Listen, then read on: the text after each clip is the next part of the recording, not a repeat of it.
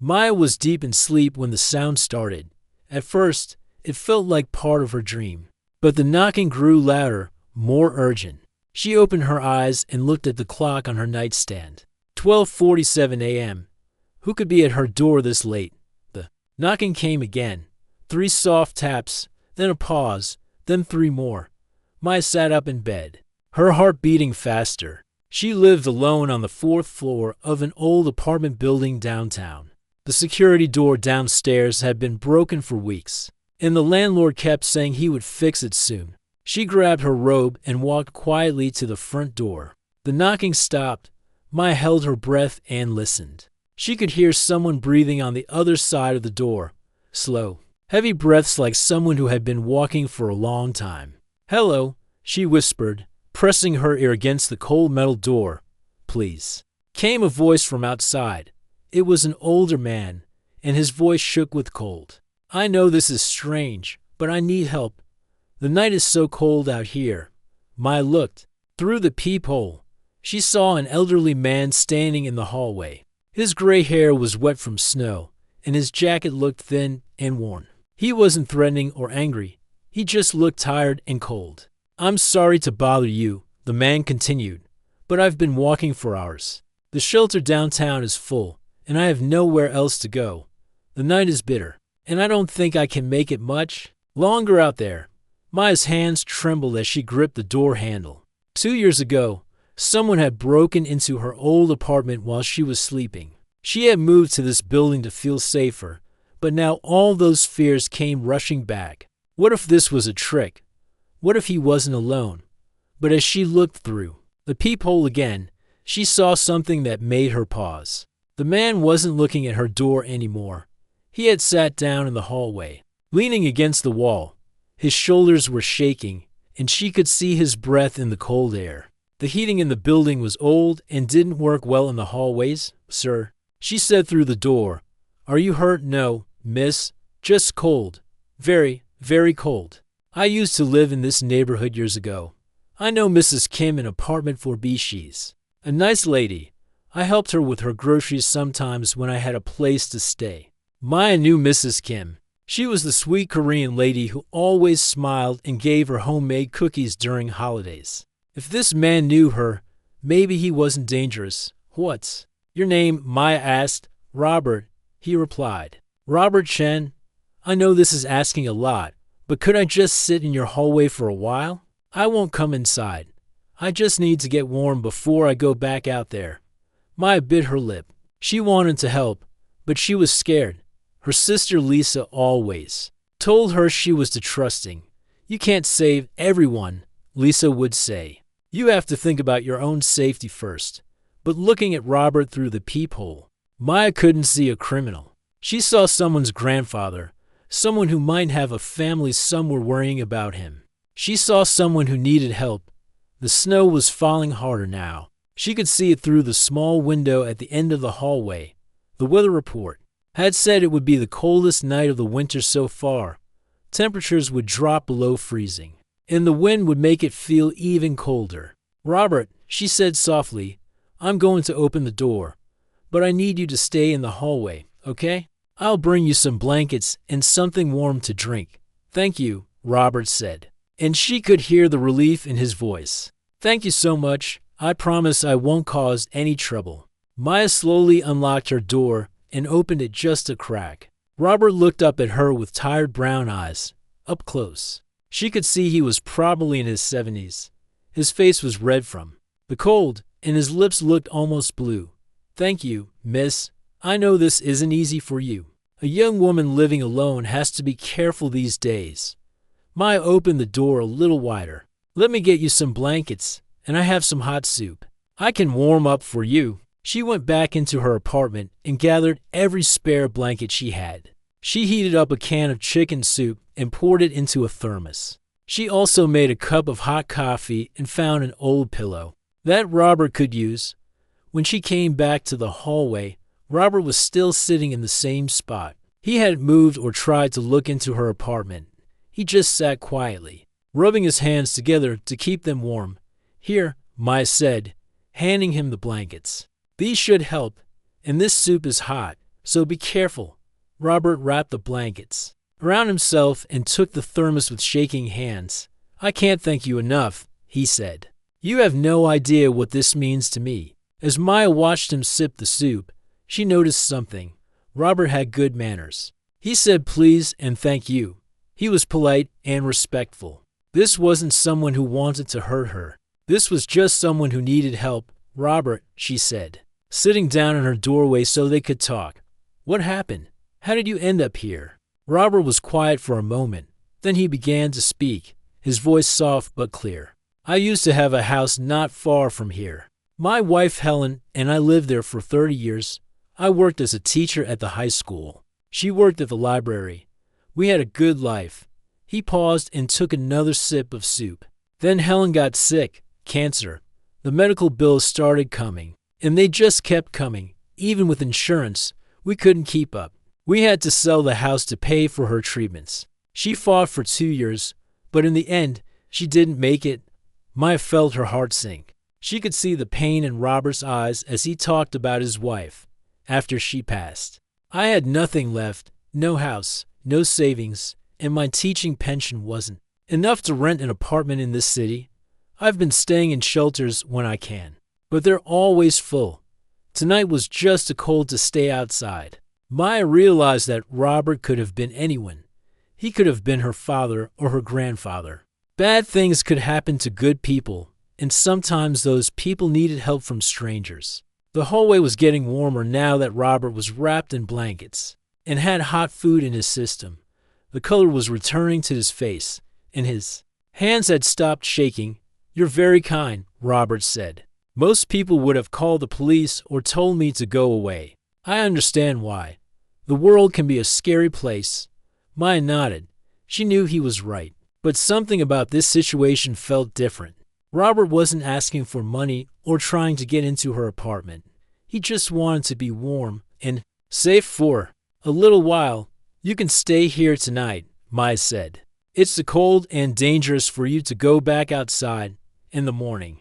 Maybe we can figure out a better solution. Robert's eyes filled with tears. Are you sure? I don't want to put you in any danger or make your neighbors upset. Let me worry about that, Maya said. Right now, you need to rest and get warm. Tomorrow we can think about what comes next. As Maya settled back into her apartment for the night, she kept her door slightly open so she could hear if Robert needed anything. She couldn't sleep right away. Her mind was racing with thoughts about what she had just done and what it might mean. But when she looked out at Robert, peacefully sleeping under the blankets she had given him, she felt something she hadn't felt in a long time. She felt like she had done something that truly mattered. She had chosen kindness over fear, and maybe that would make all the difference. Maya woke up early the next morning and quietly opened her door to check on Robert. He was already awake, sitting up and folding the blankets she had given him the night before. When he saw her, he smiled. Good morning, he said softly. I hope I didn't disturb you. I'm an early riser, always have been. How did you sleep? Maya asked, stepping into the hallway. Better than I have in weeks, Robert replied. These blankets were like heaven, and the soup last night, it saved my life. I really mean that. Maya could see that Robert looked much better than he had the night before. His face had color again, and his eyes were brighter. But she also noticed that his clothes were still damp from the snow, and he probably hadn't had a proper meal in days. Are you hungry? She asked. I can make some breakfast. I don't want to be any more trouble than I already am, Robert said. But Maya could see the hope in his eyes. It's no trouble at all. Come on, let me make you some eggs and toast. As Maya cooked breakfast, Robert sat at her small kitchen table and told her more about his life. She learned that he had taught English at Jefferson High School for 25 years. He loved books and poetry, and he still carried a small notebook where he wrote down thoughts and observations. Teaching was my calling, Robert said, watching Maya flip the eggs in the pan. I loved watching students discover the power of words, seeing them understand that books could take them anywhere in the world. Maya placed a plate of food in front of him and sat down with her own. Breakfast. What was your favorite book to teach? Robert's eyes lit up. To Kill a Mockingbird every year. Watching students read that book for the first time, it never got old. The way it opens their eyes to injustice and the importance of standing up for what's right as they ate. Maya found herself genuinely enjoying Robert's company. He was intelligent and kind, with a gentle sense of humor. He told her about his students and the funny things that happened in his classroom. For a moment, it was easy to forget that this man was homeless. But then Maya heard footsteps in the hallway outside, heavy footsteps that belonged to Mr. Peterson, the building manager. The footsteps stopped right outside her door. There was a sharp knock. "Ms. Maya, this is Mr. Peterson. I need to speak with you." Maya's heart sank. She looked at Robert, who immediately stood up from the table. "I should go," Robert whispered. "I don't want to get you in trouble." "No," Maya said firmly. "Sit down and finish your breakfast." She opened the door to find Mr. Peterson standing there with his arms crossed. He was a large man in his 50s who always seemed angry. "About something, Ms. Maya. I've received complaints about a vagrant sleeping in the hallway. Mrs. Johnson from Foresee called me this morning. She said she felt unsafe walking past him to get to the elevator." Maya felt her face get hot. "His name is Robert, and he's not a vagrant. He's a retired teacher who needed help." "I don't care what his story is," Mr. Peterson said loudly. "This is a private building. We can't have homeless people sleeping in the hallways. It's a liability issue." From inside the apartment, Robert called out, "Maya, it's okay. I'll leave right now." But Maya surprised herself with what she said next. "He's not sleeping in the hallway anymore. He's my guest." Mr. Peterson raised his eyebrows. "Your guest? That's right," Maya said, though her voice was shaking slightly. "He's staying with me temporarily." Mr. Peterson looked past Maya into the apartment, where he could see Robert sitting at the kitchen table. "Ms. Maya, I hope you know what you're doing. The lease says you're responsible for any guest in your apartment." After Mr. Peterson left, Maya closed the door and leaned against it. What had she just done? She had basically told the building manager that Robert was living with her now. Robert stood up from the table. "Maya, I heard what you said, and I appreciate it more than you know, but I can't let you risk your home for me. I'll pack up and go." "Where will you go?" Maya asked. "Back to the streets in this cold." Robert was quiet for a moment. "There's a day shelter on 5th Street. I can go there during the day and figure something out for tonight." Maya thought about this. She imagined Robert walking through the cold streets, carrying his few belongings, looking for a warm place to sleep. The idea made her feel sick. "What if you stayed here for a few more days?" she said. "Just until we can find you something better." "Maya, you barely know me. I could be anyone." "But you're not just anyone," Maya said. "You're Robert. You're a teacher who loved his students. You took care of your wife when she was sick. You helped Mrs. Kim with her groceries. You're a good person who's going through a hard time." Robert's eyes filled with tears.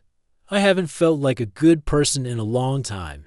When you lose everything, you start to feel like maybe you deserved it somehow." Maya sat down across from him at the table. "Tell me about Helen. What was she like?" Robert's face softened. "She was the smartest person I ever met. She could read a book in one afternoon and remember every detail. She knew everyone in the neighborhood and their stories. When she got sick, people came to visit her every day. The librarians, former students, neighbors, everyone loved her. She sounds wonderful," Maya said. "She was, and she would have liked you." Helen always said that kindness was the most important thing a person could have, more important than money or success or anything else. As the day went on, Maya realized something important. Having Robert in her apartment didn't feel dangerous or uncomfortable. It felt like having a grandfather visiting. He was polite and helpful, offering to wash dishes and tidy up. In the afternoon, Mrs. Kim from down the hall knocked on Maya's door. She was carrying a container of homemade soup. "Maya, dear," Mrs. Kim said in her gentle accent, "I heard that Robert is here. Is that true?" Maya nodded, unsure of what Mrs. Kim would say. "Oh, good." Mrs. Kim smiled widely. "Robert is such a nice man. When I first moved to this building 5 years ago, I didn't know anyone. Robert was living in the neighborhood then, and he helped me carry my groceries every week. He never asked for anything in return. Mrs. Kim handed Maya the container of soup. This is for Robert. Tell him Mrs. Kim says hello and that she's happy he's safe. After Mrs. Kim left, Maya felt even better about her decision. If Mrs. Kim trusted Robert, then Maya knew she was doing the right thing. That evening, as they sat watching the news together, Robert turned to Maya. I want you to know something. He said, I haven't felt this human in months. Living on the streets, people look right through you like you don't exist. But you see me, you treat me like I matter. Maya looked at Robert and realized something that surprised her. She felt safer with him in her apartment than she had felt alone in weeks. Not because he could protect her, but because his presence reminded her that there were still good people in the world. Robert, she said, what if this arrangement worked for both of us? What if you stayed here for a while? Not as charity, but as roommates? You could help with expenses when you get back on your feet. Robert stared at her in amazement. Are you sure about that? Maya thought about her empty apartment, her quiet evenings alone, and her fear of connecting with people after her bad experience 2 years ago. Then she thought about Robert's stories, his kindness, and the way he had brought warmth into her home. I'm sure, she said. Let's figure this out together. For the first time in months, Robert smiled a real smile. Helen would have loved you, he said again, and Maya knew that was the highest compliment he could give. A week passed, and Maya found herself looking forward to coming home from work each day. Robert had made her apartment feel like a real home for the first time since she had moved in. When she walked through the door, she would smell something cooking, and Robert would greet her with a warm smile. How was your day at the office? He would ask, genuinely interested in her answer. Maya worked at a small marketing company downtown, and her days were often stressful and boring. But Robert always listened when she talked about difficult clients or demanding deadlines. He had a way of putting things in perspective that made her problems seem smaller and more manageable. You know, Robert said one evening as they shared dinner, when I was teaching, I had students who would come to class upset about something, a failed test, a breakup, problems at home. I learned that most of the time, people just need someone to listen to them. Maya realized that was exactly what Robert did for her. He listened without judging, without trying to fix everything. He just cared. But Robert wasn't just a good listener. He was also incredibly helpful around the apartment. On Maya's second day at work since Robert had moved in, she came home to find that he had fixed her bathroom faucet, which had been dripping for months. How did you know how to do that? Maya asked, amazed. Robert smiled. After Helen got sick, money was tight. I learned to fix things around the house instead of calling repair people. Faucets, light switches, squeaky doors, you'd be surprised what you can learn from library books and a little practice. The next day, Robert had organized Maya's messy closet. The day after that, he had figured out why her internet connection was so slow and fixed it. Maya began to realize that Robert wasn't just someone she was helping, he was helping her too. I feel like I should be paying you, Maya joked as Robert repaired a loose cabinet door in the kitchen. Having a warm place to sleep and good company is payment enough, Robert replied. Besides, it feels good to be useful again. Maya could see that this was true. When Robert fixed things or helped around the apartment, he seemed to stand a little taller. His eyes were brighter, and he moved with more energy. Being helpful was giving him back his sense of purpose. One evening, Maya found Robert sitting at the kitchen table with several library books spread out in front of him. He had walked to the library that afternoon and checked out books about job searching and resumed writing. What's all this? Maya asked. I've been thinking, Robert said. I can't live here forever without contributing. I need to find work, even if it's just part-time. I want to pay my share of the rent and groceries. Maya sat down next to him. Robert, you don't have to rush into anything. You just got back on your feet. But that's exactly why I need to do this, Robert explained. For the first time in months, I feel like myself again. I wake up with hope instead of dread. I want to build on that feeling. Maya looked at the books Robert had checked out. There were guides for older job seekers, information about part-time work, and even a book about starting small businesses. Robert had been busy.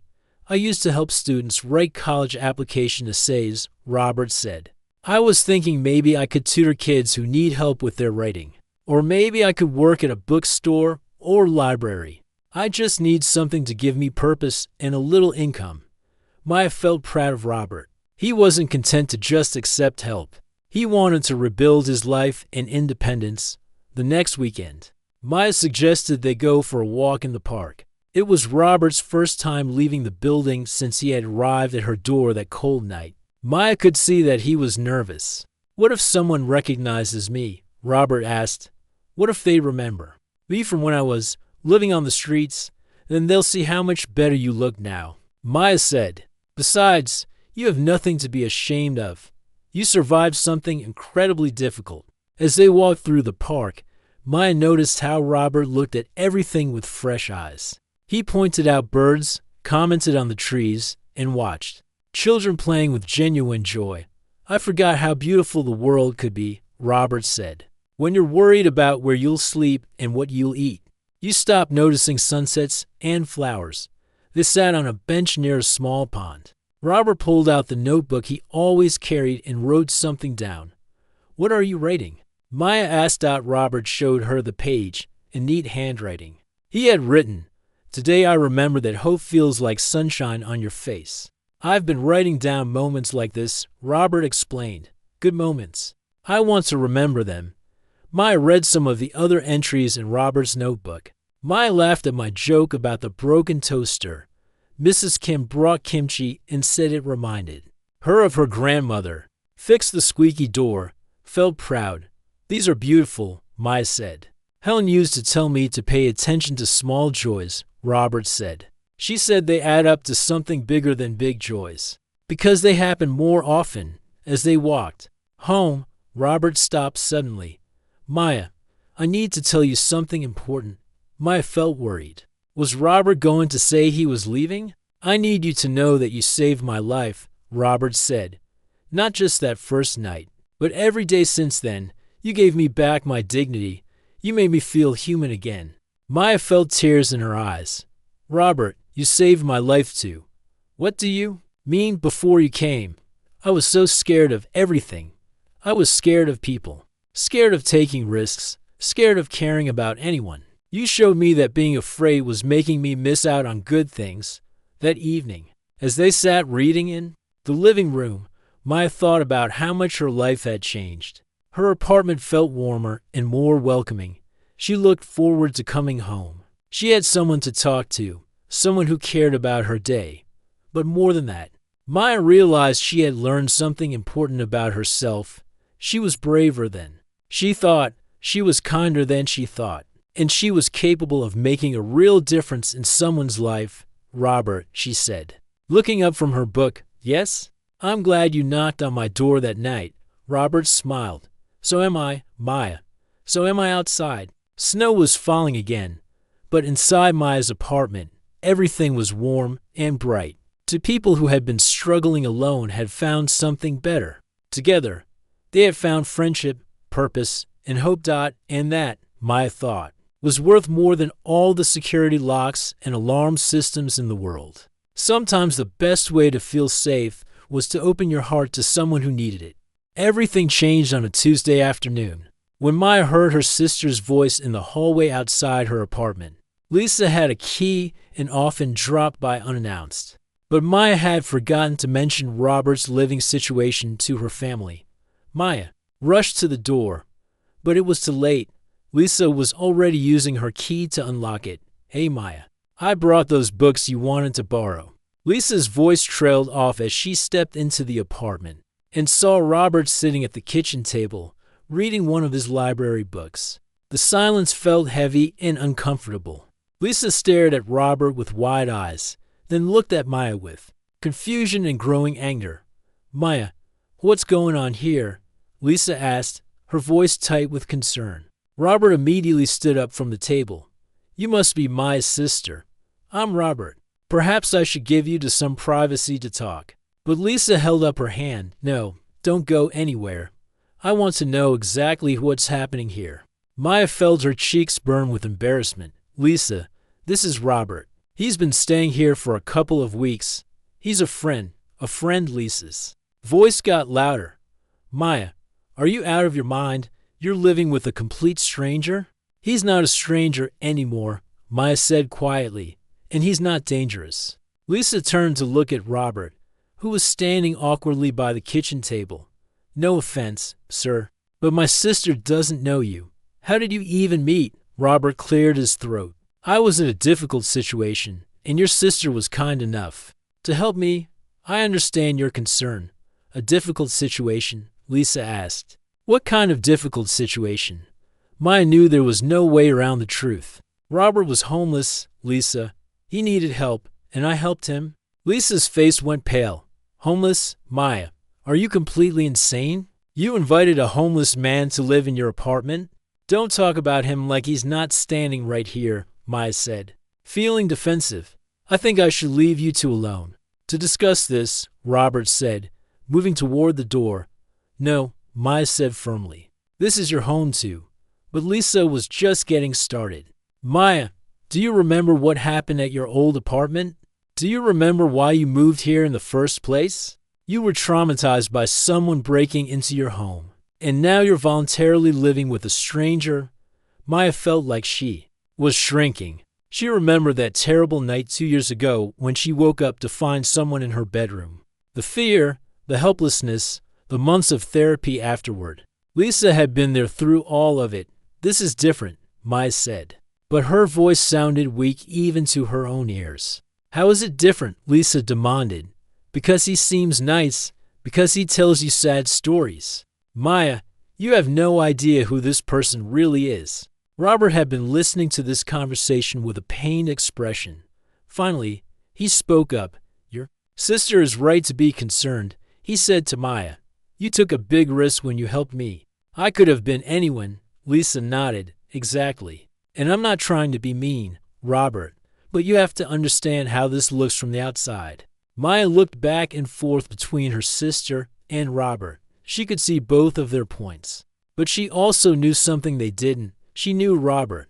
She had lived with him for weeks. She had seen his kindness, his gentleness, his respect for her and her space. Lisa, Maya said, I know you're worried about me, but Robert isn't some random person off the street. He's a retired teacher. He was married for 30 years. He's helped Mrs. Kim, our neighbor. He's a good person who fell on hard times. Maya, listen to yourself. Lisa said, that's exactly what someone would tell you if they wanted to gain your trust. You don't know if any of that is true. Robert's face flushed red. I can prove who I am. He said quietly, I have my teaching certificate in my bag. I have pictures of Helen and me. I have references. But Lisa wasn't backing down. Anyone can get fake documents. Anyone can make up stories. Maya felt torn in two. Part of her knew that Lisa was being logical and protective. Her sister loved her and didn't want her to get hurt again. But another part of her knew that Robert was exactly who he said he was. What do you want me to do, Lisa? Maya asked. I want you to ask him to leave, Lisa said bluntly. Today, right now. Robert had been listening to this whole conversation, and Maya could see the hurt in his eyes. He walked over to the corner where he kept his few belongings and started packing them into his old backpack. Robert, what are you doing? Maya asked. I'm leaving. Robert said simply, your sister is right. I'm putting you in danger just by being here. Not physically, but emotionally. I'm causing problems with your family. You don't have to leave. Maya said, but she could hear the uncertainty in her own voice. Yes, I do, Robert said. Maya, you've already given me more than I ever hoped. 4. You gave me my dignity back. You showed me that there are still good people in the world. I'll never forget that. Lisa watched Robert pack his things, and Maya could see her expression soften slightly. Robert wasn't angry or defensive. He wasn't trying to manipulate the situation. He was gracefully accepting that his presence was causing problems for Maya. Where will you go? Maya asked, feeling tears start to form in her eyes. There's a day shelter I can use, and I've been applying for jobs. I'll figure something out. As Robert headed toward the door with his backpack, he turned back to Maya. Thank you, he said, for everything.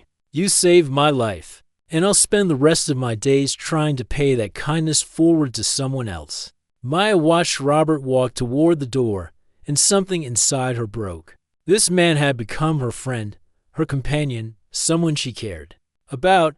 He had made her life better in every way, and now she was letting him walk back out into the cold because her sister was afraid. Wait, Maya said. Robert stopped and turned around. Lisa, Maya said, looking at her sister. I understand why you're scared.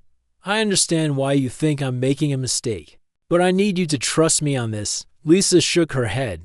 Maya, I can't. Watch you put yourself in danger again. I'm not in danger, Maya said. And this time her voice was strong and clear. I'm safer with Robert here than I was living alone. He's not just someone I'm helping. He's someone who helps me too. Maya looked at Robert, who was still standing by the door with his backpack. Robert, put your bag down. You're not going anywhere. Robert looked uncertain. Maya, I don't want to cause problems between you and your family. The only problem, Maya said, would be if I let fear make me send away the best friend I've had. And yours? Lisa stared at her sister in amazement. Maya, are you sure about this? Maya looked at her sister, then at Robert, then back at her sister. I've never been more sure of anything in my life. 6 months later, Maya stood in the kitchen making coffee when she heard a familiar knock at her door. But this time, it wasn't desperate or urgent. It was the gentle, rhythmic knock that Robert always used when he came to visit. Maya opened the door with a big smile. Robert stood there holding a small potted plant and wearing a new jacket that actually fit him properly. Good morning, Maya, Robert said, stepping into the apartment that had once been his home too. I brought you something for your windowsill. It's beautiful, Maya said, taking the plant. How are things at your new place? Robert's face lit up. It's small, but it's mine. And the landlord said I can paint the walls any color I want. I'm thinking light blue, like the sky. Maya poured coffee for both of them, and they sat at the kitchen table where they had shared so many meals and conversations. It felt natural and comfortable, like no time had passed at all. Tell me about your new job, Maya said. Robert's eyes sparkled with excitement. The community center hired me to run a literacy program for adults. We have 15 students now, all different ages. There's a woman named Rosa who's learning to read so she can help her kids with homework. And there's a man named David who wants to get his high school diploma at age 50. Maya could see how proud Robert was of his work. Teaching had always been his calling, and now he was back to doing what he loved. That sounds amazing, Maya said. I'm so proud of you. I couldn't have done any of this without you, Robert said seriously. You gave me more than just a place to stay. You gave me back my faith in people. After Robert left that morning, Maya got ready for work with a smile on her face. Her life had changed in ways she never could have imagined. The scared, lonely woman who had opened her door to Robert 6 months ago was gone. In her place was someone braver, kinder, and more connected to the world around her. At work, Maya's co-workers had noticed the change in her too. She was more confident, more willing to speak up in meetings, and more likely to help when someone needed assistance. You seem different lately, her colleague Jennifer had said a few weeks earlier. Happier, more, I don't know, more like yourself. Maya had smiled at that comment because it was true. Helping Robert had helped her find parts of herself she didn't even know existed. That evening, as Maya walked home from work, she took her usual route through the park. As she passed the bench where she and Robert used to sit, she saw a young woman sitting alone, crying. 6 months ago, Maya would have walked past quickly, not wanting to get involved. But today, she stopped. Are you okay? Maya asked gently. The young woman looked up. She was probably in her early 20s, with short dark hair and tired eyes. I'm sorry, the woman said, wiping her tears. I didn't mean to bother anyone. You're not bothering me, Maya said. My name is Maya. What's yours? I'm Katie, the woman said. I don't know what to do. I lost my job last week, and I can't pay my rent. I have nowhere to go. Maya sat down on the bench next to Katie. That sounds really scary. Do you have family you can stay with? Katie shook her head. My parents live across the country, and we don't really talk anymore. I moved here for college, and never left, but now I'm wishing I had somewhere to go back to. Maya listened as Katie told her story. It was different from Robert's story, but the feelings were the same: fear, loneliness, and the overwhelming sense that life had become too much to handle. Have you looked into resources that might help? Maya asked. There are organizations that help people in situations like yours. I don't even know where to start, Katie said. I've never been in a situation like this before. Maya thought for a moment.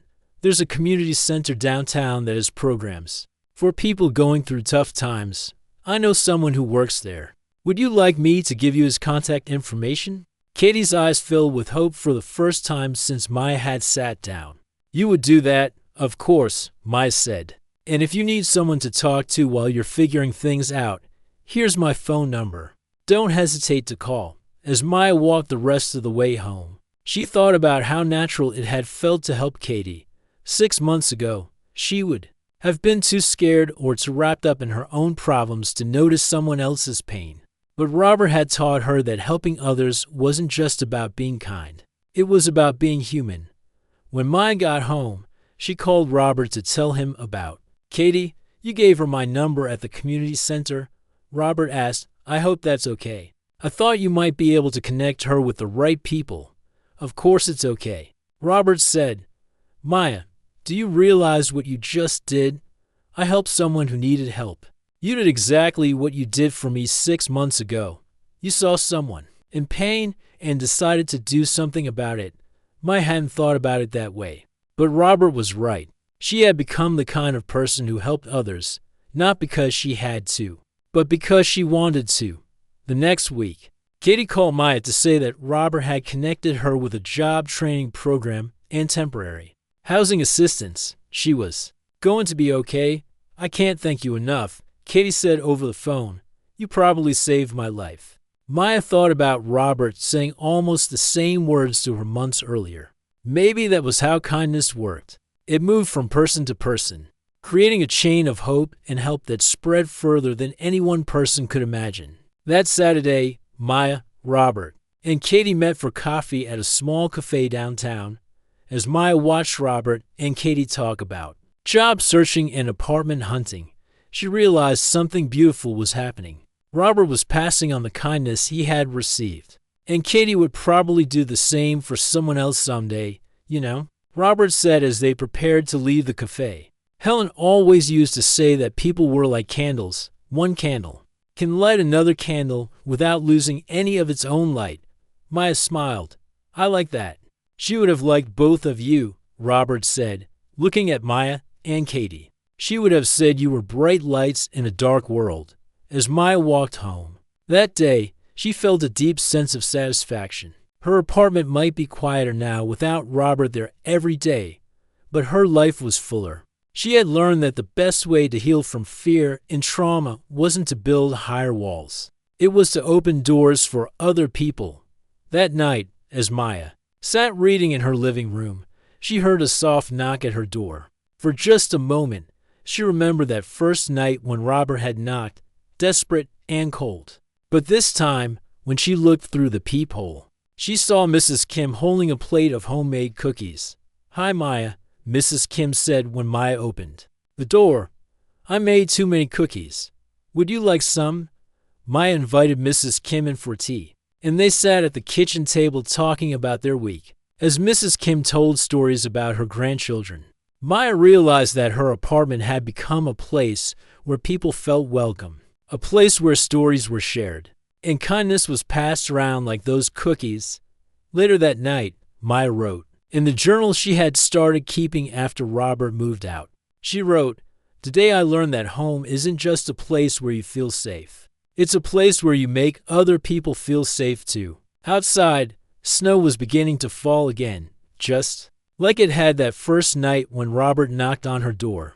But Maya wasn't worried about the cold anymore. She had learned that the best way to stay warm was to share your warmth with others. And somewhere across town, she knew Robert was in his small apartment, probably writing in his notebook about the good moments of his day. Somewhere else, Katie was getting ready for her new job, feeling hopeful about the future. Maya smiled as she turned off the lights and got ready for bed. Tomorrow, someone else might need help, and if they did, she would be ready.